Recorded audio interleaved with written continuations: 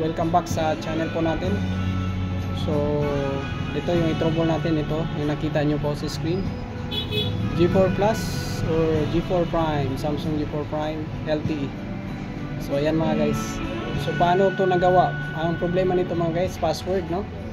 Kung may FRP, iba naman yung solution mga guys. Ito, ang solution natin is manual hard reset, yung may password or pin nakalimutan or pattern. So simple lang mga guys, ito volume up, no? Press ito yung volume up, so ito together po sa power switch po mga guys. Sabay lang yung pagpindot po, long press.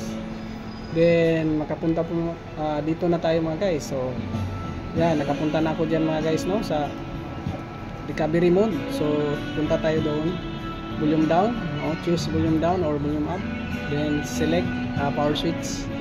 Ayan mga guys, select ko yung power switch.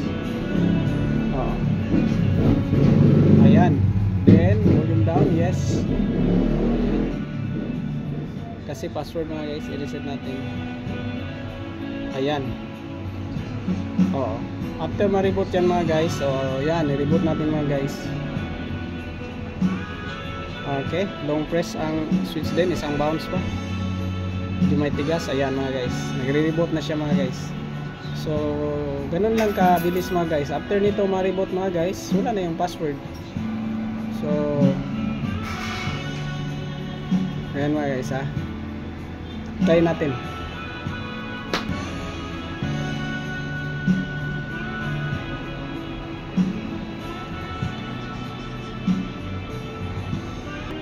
Ayan mga guys, wala na password or pattern. Salamat sa panonood mga guys. God bless po sa ating lahat. Adios.